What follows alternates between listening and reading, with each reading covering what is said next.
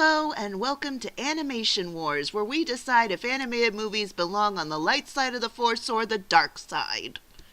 Jerry Seinfeld as a bee. That was probably the entire pitch for Bee Movie, which is generally considered one of DreamWorks' weakest films. Well, I previously reviewed Home, which is also considered one of DreamWorks' weakest movies, and I enjoyed that one, so maybe there's more to Bee Movie than meets the eye. Or maybe not. Let's start with a light side point. There's some clever bee world building. In the world of the hive, there are some interesting ideas and fun visuals. For example, there's the roller coaster-like vehicle the bees ride during orientation, and the overall design of the hive is a lot of fun and colorful. The work everyone to death, literally, work ethic the bees have leads to some good jokes, and it seems to be leading to the lead character Barry showing the other bees that there's more to life than work. However, that turns out not to be the case due to a really big dark side point, the sloppy storytelling. I seem to harp on lazy storytelling a lot. Maybe that comes from having an English degree. But this movie has some of the most disjointed storytelling in any animated movie I've ever seen. We start out with what seems to be a coming-of-age story about Barry trying to find his place in the hive. Then it becomes a love story between Barry and the human florist Vanessa. Then it becomes a court drama about Barry suing the human race for stealing the honey.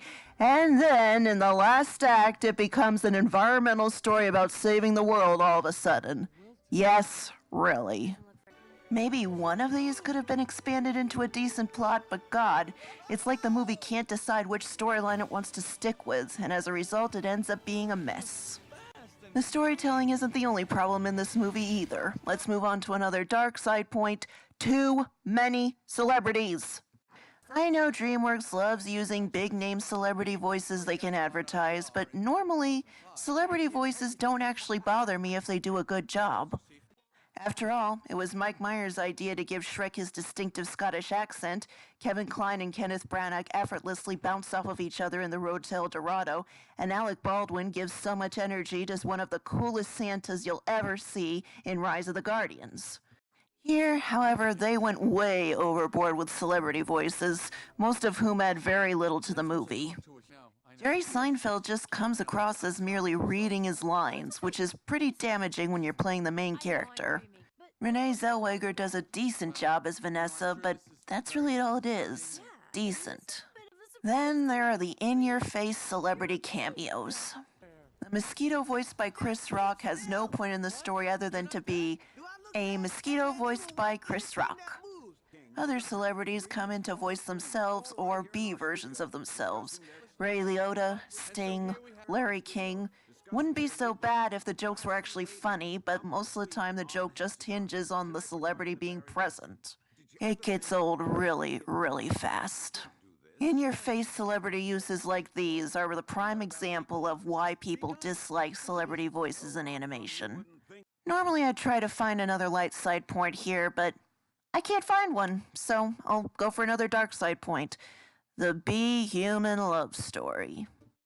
Great, I'm getting Tale of Despero flashbacks. Tell me, does someone in the animation industry have a fetish for human females getting paired up with tiny animals? If so, I have a message for you, whoever you are. Most people don't find it sexy. Moreover, Vanessa's human boyfriend gets demonized because he dares to speak up about how not normal this is. You know I'm allergic to them. This thing could kill me. Well, why does his life have any less value than yours? Yeah, you know what? I'm gonna side with him there. I'm even a vegetarian, but I'm going to say that yes, a human's life does have more value than a bee's. Granted, bees are sentient in this universe, but they don't know that yet. Vanessa's boyfriend is portrayed as a maniac even though he points out what's wrong with this whole setup. Furthermore, the romance is never even resolved, since, like many other plot points in this movie, it gets dropped and might as well have not existed in the first place. In conclusion, I'm gonna have to actually agree with the masses on this one. The script doesn't understand the concept of an actual plot, the characters are boring, and most of the jokes don't land. It's not horrible, but it's definitely one of DreamWorks' weakest movies, so I unsurprisingly declared property of the dark side. Wow, I am capable of actually hating on movies. Anyway, next month we'll have an environmental movie. Brace yourselves for that. Until then, may the animation be with you.